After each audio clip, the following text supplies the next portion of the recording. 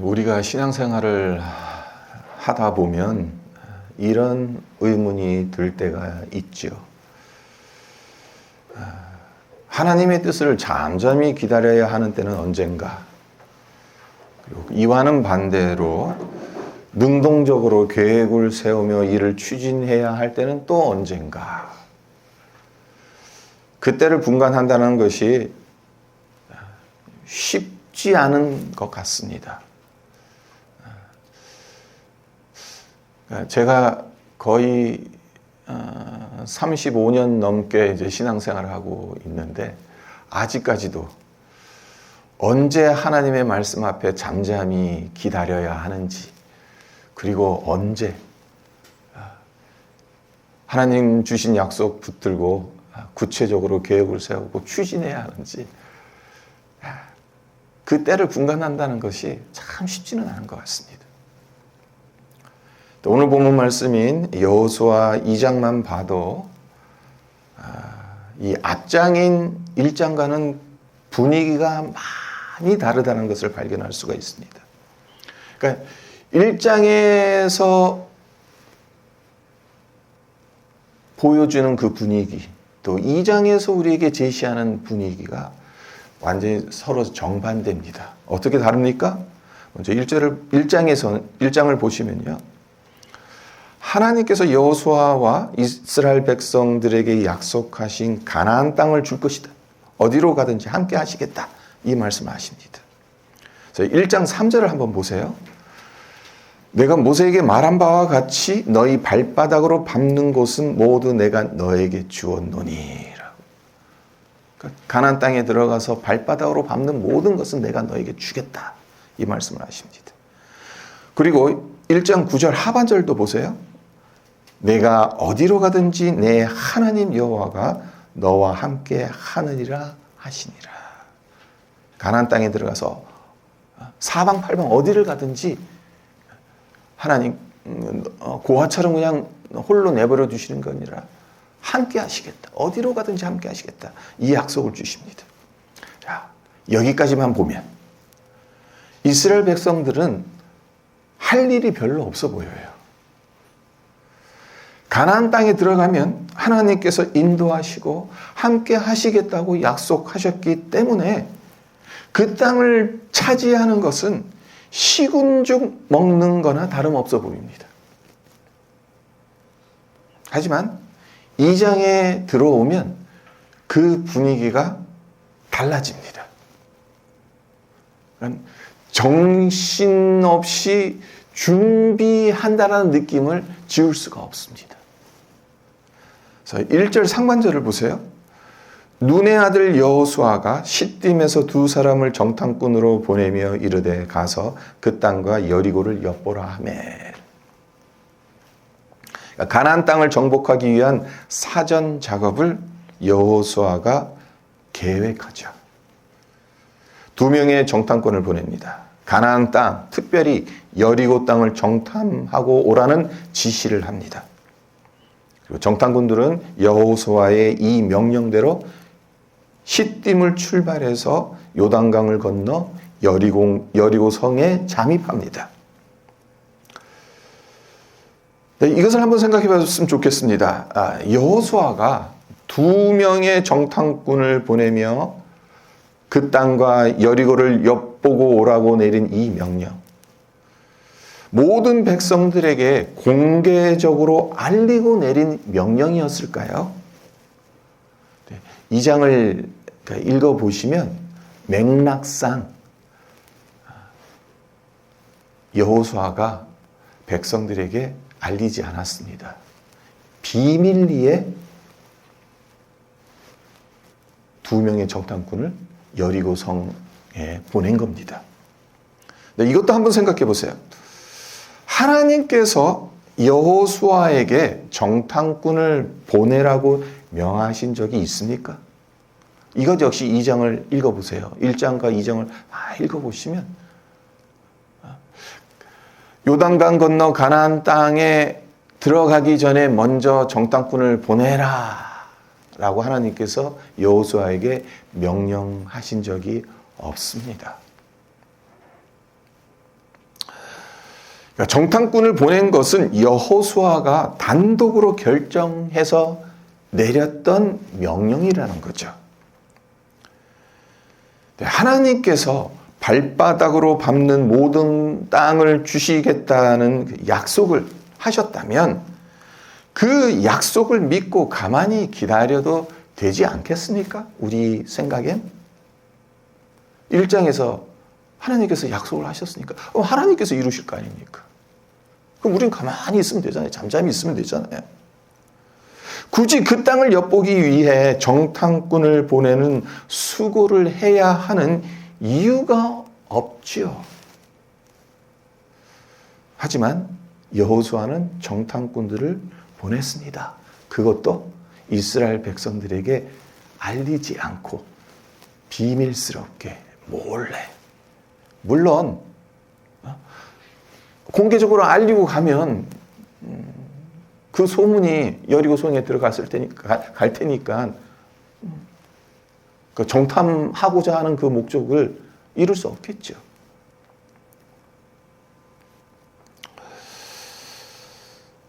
왜 그렇게 한 것이겠습니까? 그냥 하나님을 믿기만 하면 되는 건데 약속을 의지해서 요단강을 건너 가나안 땅을 차지하기만 하면 되는 건데 왜 굳이 정탐꾼을 몰래 보내는 것이겠습니까? 정탐꾼을 보낸다는 것은 여호수아 입장으론 엄청난 리스크를 떠안는 것입니다. 그 이유가 무엇이겠습니까? 여호수아와 이스라엘 백성들에겐 정탐꾼에 관한 좋지 않은 기억을 갖고 있기 때문에 그렇습니다. 40년 전에 어떤 일이 일어났습니까? 가데스 바네아에서? 그때도 가나안 땅을 정탐하기 위해 12명의 정탐꾼을 보냈죠. 정탐꾼들은 40일 동안 그 땅을 정탐하고 돌아와서 이스라엘 백성들에게 보고를 했습니다.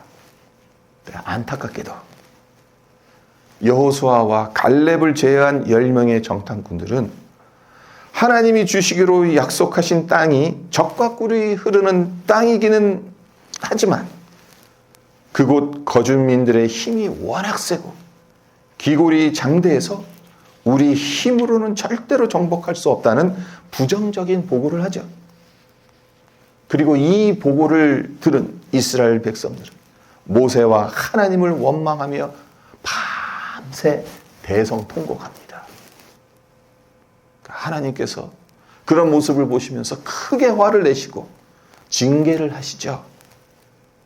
그 결과 갈렙과 여호수아를 제외한 20세 이상 출애굽 1세대들 모두 다 가나안 땅에 들어가지 못합니다. 광야에서 떠돌다가 죽게 됩니다. 이스라엘 백성들에겐 정탐꾼? 그러면 가데스 바네아 그 사건을 떠올립니다. 이스라엘 백성들에겐 생각하기도 싫은 사건입니다. 네, 여기에 설상가상 정탐꾼들이 만약 40년 전과 똑같이 부정적인 보고를 하기라도 한다면 어떻게 되겠습니까? 그야말로 난리 나는 거죠. 이스라엘 백성들 엄청난 불안감과 공포감에 사로잡힐 겁니다. 그렇기 때문에 여호수아가 정탐꾼을 보내겠다고 공개적으로 이스라엘 백성들에게 밝혔다면 아마도 쌍수를 들고 막았을 겁니다. 아니 정탐꾼 보내서 뭐 하시게요? 또 부정적인 보고 들고 오면 도대체 우리 어떻게 하라고요? 네, 이보다 더 심각한 것이 또 있어요. 그것이 무엇인가 하면 여호수아의 이런 결정이 하나님의 약속을 믿지 못하는 불신앙의 모습으로 비춰질 수도 있다는 겁니다. 1장에서 분명히 하나님께서 네가 발바닥으로 밟는 모든 땅을 주겠다. 너와 어디로 가든지 너와 함께 하겠다. 그럼 그 약속 믿고 그냥 들어가면 되잖아요. 근데 여호수아가 취한 행동은 뭡니까? 정탐꾼을 보내는 목적이 무엇입니까?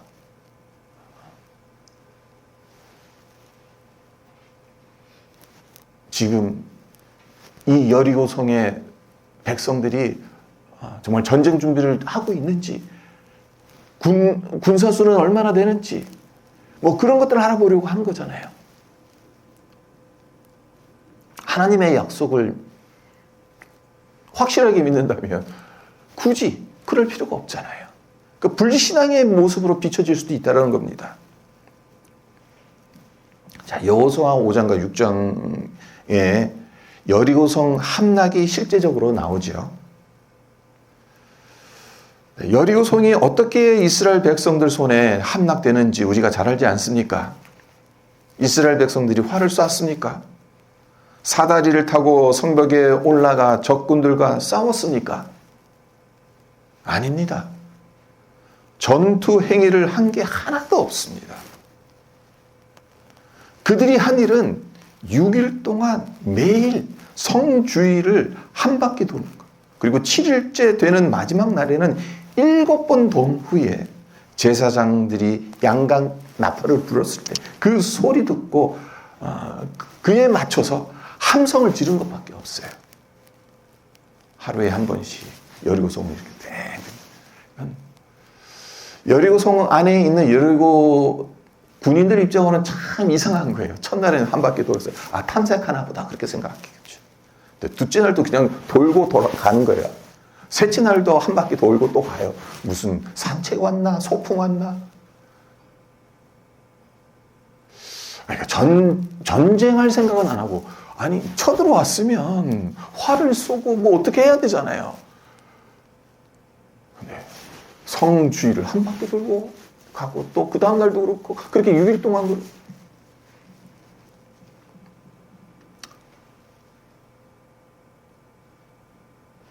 이스라엘 백성들이 한 게 하나도 없습니다. 그런데도 여리고성이 무너졌다는 거죠. 하나님께서 초자연적으로 개입하셨고 이스라엘 백성들은 하나님 말씀대로 순종했기 때문에 난공불락의 여리고성이 너무나도 쉽게 무너졌던 겁니다. 자, 여리고성 함락은 미래의 사건입니다. 지금 2장의 관점에서 보게 되면. 하지만 하나님께서 그렇게 쉽게 여리고성을 함락시켜 주실 수 있는 분이라고 믿는다면 굳이 여호수아가 요단강을 건너기 전에 정탐꾼을 가나안 땅에 보낼 이유가 없어요. 괜히 하나님의 약속을 믿지 못하는 것으로 오해받을 소지가 다분한 그런 결정을 내릴 필요가 없습니다. 그런데도 왜 정탐꾼을 보냈던 것일까? 하나님께서 여호수아의 결정에 어떻게 반응하셨는가를 보면 그 답이 나와요. 정탐꾼을 비밀리에 보냈다고 해서 하나님께서 여호수아를 책망하시고 처벌하셨습니까? 여호수아가 정탐꾼을 보낸 것이 하나님 보시기에 잘못된 것이라면, 불신앙의 모습으로 보였다면 당연히 하나님께서 책망하셨겠죠. 당연히 성경에 기록되어졌겠죠. 하지만 이것 역시 2장 그 어디를 찾아봐도 하나님께서 여호수아를 이 문제를 가지고 책망했다라는 기록이 없습니다. 여호수아가 2명의 정탐꾼을 가나안 땅에 보냈는데도 하나님께서 그 어떤 책망의 말씀을 하시지 않았다는 것은 여호수아의 이런 결정을 하나님께서 전혀 문제 삼지 않으셨다라는 의미죠. 자, 여기서 다음 단락으로 넘어가겠습니다. 정탐꾼을 보낸 이 일이 어떤 결과를 가져왔는지 우리가 살펴보도록 하겠는데요. 정탐꾼들이 여리고성에 몰래 잠입해서 유숙한 곳이 어디라고 하죠? 1절 하반절을 보시면 그들이 가서 라합이라 하는 기생의 집에 들어가 거기서 유숙하더니 있습니다. 그러니까 우리말 성경은 점잖게 라합을 기생이라고 소개를 하고 있습니다만은 실제로는 몸을 파는 창녀입니다. 자, 그렇다면 정탐꾼들은 왜 굳이 창녀 집을 정탐의 거점으로 삼았겠습니까? 그 이유인즉슨 의심받을 가능성이 가장 낮은 곳이기 때문에 그래요. 그러니까 외지 남자들이 현지인들의 그 감시를 받지 않고 들락날락할 수 있는 곳, 창녀촌이죠. 창녀집입니다. 창녀집에 외지 남자들이 들락날락하는 것, 이걸 두고 정탐하러 왔다고 생각하는 사람은 흔치 않을 겁니다. 그러니까 정탐꾼들이 이 라합이라는 창녀집에 유숙한 것은 꽤 괜찮은 방책이라고 볼 수가 있습니다. 나름대로 생각을 한 거예요. 꾀를 부린 거예요. 여리고성에 들어가서 거점을 마련해야 되는데 어디가 좋을까? 사람들의, 그 현지인들의 눈을 피할 수 있는 것, 자연스럽게 행동할 수 있는 것 어딜까? 바로 여긴 거예요. 하지만 이렇게 좋은 방책을 냈는데도 어떻게 됐습니까? 이들의 정체가 탄로 나잖아요. 2절을 보세요. 어떤 사람이 여리고 왕에게 말하여 이르되 보소서 이 밤에 이스라엘 자손 중에 몇 사람이 이 땅을 정탐하러 이리로 들어왔나이다. 누구의 눈에 띄었는지는 몰라도 정탐군이 여리고 성 안에 침입한 사실, 이것이 여리고 왕에게 알려지게 되죠. 그러니까 정탐꾼들에겐 절체절명의 순간입니다. 목숨이 위태로울 수 있는 상황입니다. 아니, 정탐꾼들이 정탐하러 들어왔는데 어디에 숨어 있는지 알아요. 그러면 뭐 도관에 든 쥐죠. 잡히는 건 시간 문제죠. 근데 이때 누구의 도움을 받습니까? 라합의 도움을 받지 않습니까? 그래서 4절서부터 6절까지를 보세요. 그 여인이 그 두 사람을 이미 숨긴지라 이르되 과연 그 사람들이 내게 왔었으나 그들이 어디에서 왔는지 나는 알지 못하였고 그 사람들이 어두워 성문을 닫을 때쯤 되어 나갔으니 어디로 갔는지 내가 알지 못하나 급히 따라가라 그리하면 그들을 따라잡으리라 하였으나 그가 이미 그들을 이끌고 지붕에 올라가서 그 지붕에 버려놓은 3대에 숨겼더라. 여리고 왕이 사람들을 보냅니다. 붙잡으려고. 라의 집을 급습했을 때 라합이 그들을 숨겨주죠. 그들을 위해 거짓된 정보를 흘립니다. 이럴 땐 거짓말 해도 되는 것 같아요.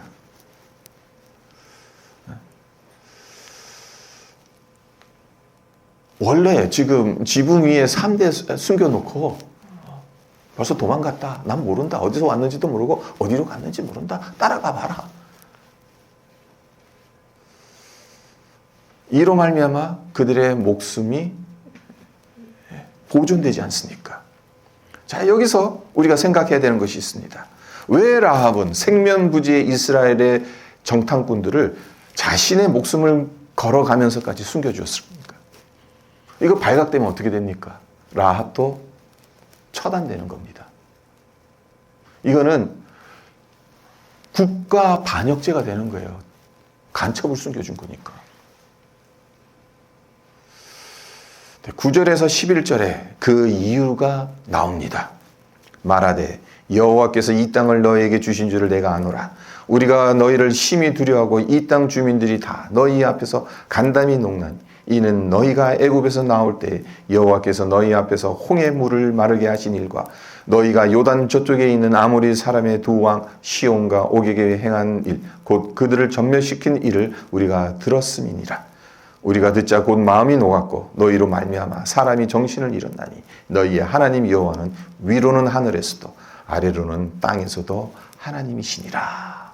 기가 막힌 고백을 하죠. 이스라엘 사람이 아닙니다. 여리고성 안에 있는 창녀입니다. 근데 들려오는 소문이 어떤 소문입니까? 그 당시 최강대국인 애굽에서 희한한 일이 일어났다는 거죠. 10가지 재앙이 내리질 않나. 400년 동안 노예로 지냈던 히브리 사람들이 아무런 조건 없이 풀려나질 않나. 최강대국의 병거들이 그들을 뒤쫓아와서 그들을 잡으려고 했는데 이스라엘 백성들은 홍해를 마른 물처럼 건너가 버렸고 그 뒤를 쫓아왔던 애굽 철병거들은 다 물에 수장됐고 그뿐이 아닙니다. 40년 동안 이스라엘 백성들이 광야를 지나 통과를 했을 때 그들을 해하고자 했던 모든 이방 민족들이 하나님의 권능의 손에 의해서 다 물리짐을 받았다. 그래서 하는 고백이 뭡니까? 너희의 하나님 여호와는 위로는 하늘로에서도 아래로는 땅에서도 하나님이시라. 이 당시 이방 민족들이 믿는 신들은 다신입니다. 지역이 있어요. 구역이 있어요. 농사의 신이 있고요. 바다의 신이 있고요. 뭐 그런 식으로 하나하나씩 나눠서 신들이 있습니다. 근데 지금 라합이 고백하는 걸 들어보세요. 그 유일신이라는 거야. 하늘에서도 땅에서도 너희의 하나님은 여호와 하나님이시다. 라합의 이 고백에서 주의 깊게 살펴봐야 하는 것, 그것이 무엇입니까? 라합이 이스라엘 편에 설 수 있었던 궁극적인 이유가 어디에 있냐는 거죠. 다름 아닌 하나님 때문이라는 거죠. 하나님께서 이스라엘을 애굽에서 구원해내신 것을 듣는 것에서 그치지 않았다는 겁니다. 그것을 믿었다는 겁니다. 그렇기 때문에 하나님께서 약속하신 이 가나안 땅이 이스라엘 백성들이 차지하게 될 것이라는 것을 라합이 역시 믿었다는 겁니다. 이런 확신이 있었기 때문에 이스라엘의 정탐꾼들을 당국에 고발하지 않고 숨겨주었던 거죠. 히브리서 11장 31절에서 이런 라합의 믿음을 다음과 같이 기록합니다. 믿음으로 기생 라합은 정탐꾼을 평안히 영접하였으므로 순종하지 아니한 자와 함께 멸망하지 아니하였도다. 그러니까 라합에게는 하나님을 믿는 믿음이 있었다는 거죠. 그 믿음의 근거에서 두 정탐꾼을 두려움이나 근심이 아닌 평안으로 영접했고 그 결과 여리고성이 무너졌을 때 여리고성의 다른 사람들은 다 살육을 당했지만 그와 그의 가족은 구원을 받게 됐죠. 네. 이것이 전부가 아니라는 걸 우리가 잘 알지 않습니까? 이보다 더 큰 복을 누리지 않습니까? 어떤 복입니까? 이스라엘 사람 살몬과 결혼합니다. 그래서 보아스를 낳습니다. 보아스는 룻과 결혼해서 오벳을 낳고 오벳은 이새를 낳고 이새는 다윗을 낳습니다. 그리고 이 계보 끝에 예수님께서 탄생하십니다. 그러니까 예수님의 계보에 들어가는 엄청난 영광을 누리게 됩니다. 세상의 경험과 지식이 중요하기는 합니다만 라합의 이러한 모습을 보면서 우리가 깨달아야 되는 것은 하나님을 믿는 믿음이 가장 중요하다는 거죠. 말씀을 듣고 믿음이 생겼다면 그 믿음을 삶의 현장에서 드러내는 것이 얼마나 중요한지 모른다는 겁니다. 오늘 본문 말씀을 유심히 읽어보면 아주 재미있는 표현 하나를 발견하게 돼요. 자, 2장 전체를 읽어보시면 정탐꾼들이 여리고성 안에 잠입해 들어갔지만 정작 제대로 된 정탐은 못했어요. 그냥 들어가자마자 발각됐죠. 발각돼서 라합의 도움으로 숨었어요. 그리고 그 다음날 도망쳤어요. 그게 다예요. 그런데 정탐꾼들이 정탐하고 돌아왔으니까 그 결과를 보고해야 하지 않습니까? 어떻게 보고합니까? 24절을 보세요. 또 여호수아에게 이르되 진실로 여호와께서 그 온 땅을 우리 손에 주셨으므로 그 땅의 모든 주민이 우리 앞에서 간담이 녹더이다 하더라. 아니, 가서 기생집에 숨어 있었던 게 전부인데 이들의 이 여리고성의 백성들이 간담이 선을 녹아 있는 상태를 어떻게 알 수 있습니까? 참 이상하죠. 여리고성을 제대로 정탐한 것도 아닌데 어떻게 이런 확신에 찬 보고를 할 수 있는 것이겠습니까? 네, 이 보고가 11절에 나오는 라합의 신앙 고백과 똑같다는 점에 주목하시길 바랍니다. 그러니까 결국 라합으로부터 들은 것을 그대로 여호수아에게 보고한 겁니다. 더 이상 볼 것도 없다는 거예요. 더 이상 정탐할 필요도 없다는 거예요. 라합에서 들은 것도 충분하다는 겁니다. 아, 하나님께서 이 여리고성을 우리에게 붙여주셨구나. 그 확신이 든 거죠. 라합이 보여준 믿음의 고백과 행위가 두 정탐꾼에게 확신을 심어주었다는 거죠. 하늘과 땅의 하나님이신 여호와께서 이 땅을 너에게 붙이셨다라는 라합의 고백을 들으면 정탐꾼들은 확신했던 거고, 그래서 다른 것은 더 알아보지도 않고 여호수아에게 가서 보고를 했던 겁니다. 40년 전 가데스 바네아에서 하고는 전혀 딴판이 된 거예요. 네, 이스라엘 백성들이 이 보고를 들은 후 어떤 마음이 들었겠습니까? 사기가 하늘을 찔렀겠죠. 여리고성은 난공불락으로 알려진 성입니다. 외부에서는 절대로 이 성을 함락할 수 없다라고 알려진 성입니다.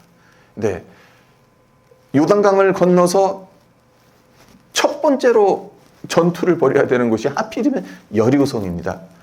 가나안 땅에서도 어떻게 보면 가장 강력한 방어 체계를 구축하고 있는 여리고성을 쳐야만 합니다.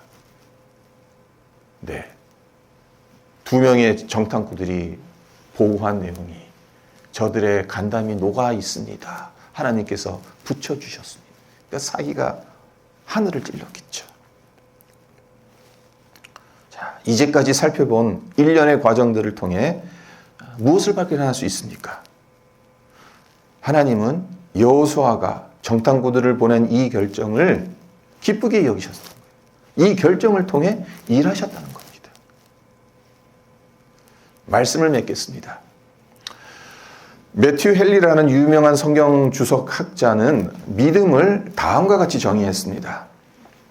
하나님의 약속을 믿는 믿음은 적절한 방법들을 사용하고자 하는 우리의 노력을 무시하지 않는다. 오히려 그러한 노력을 장려한다. 그러니까 믿음과 행위가 별개가 아니라는 겁니다. 여호수아는 하나님께서 함께 하신다는 것, 이스라엘 백성들이 밟는 그 발바닥으로 밟는 그 모든 땅을 하나님께서 주시고 함께 하시겠다는 그 약속을 믿었습니다. 그런데도 여리고 성 함락에 앞서 정탐꾼을 보냈죠. 이것을 우리에게 적용하자면 어떤 의미가 되겠습니까? 어떤 메시지로 우리가 들어야 하겠습니까? 하나님의 약속을 믿는다고 하면서 우리가 감당해야 할 일을 게을리 한다면 문제가 된다는 겁니다. 하나님 원하시지 않는다는 겁니다. 하나님을 신뢰하지 않는 것과 별 차이가 없다라는 말이 된다는 겁니다. 그렇습니다. 우리에겐 여호수아 1장의 여호수아처럼 때로는 하나님의 인도하심과 지시하심 그리고 주관하심을 잠잠히 기다려야 할 때가 있습니다. 그리고 여호수아 2장에서 여호수아가 자기 나름대로 정탐꾼을 보내며 전쟁 준비를 한 것 같이 하나님께서 우리에게 가르쳐 주시는 방향으로 걸어가기 위해 우리 나름대로의 최선을 다해야 할 때도 있습니다. 네, 서론에서도 말씀드렸듯이 그 때를 구별한다는 것이 쉽지만은 않겠습니다만은 이 둘은 상충되는 것이 아니라 하나님을 신뢰하는 믿음의 양면이라는 것을 깨달았으면 좋겠습니다. 그리고 그 깨달음을 바탕으로 해서 말씀과 기도 가운데 성령의 인도함을 받는 자리로 늘 나아가 하나님의 뜻을 따라 살아가는 우리 모두가 되시기를 주님의 이름으로 축원드립니다.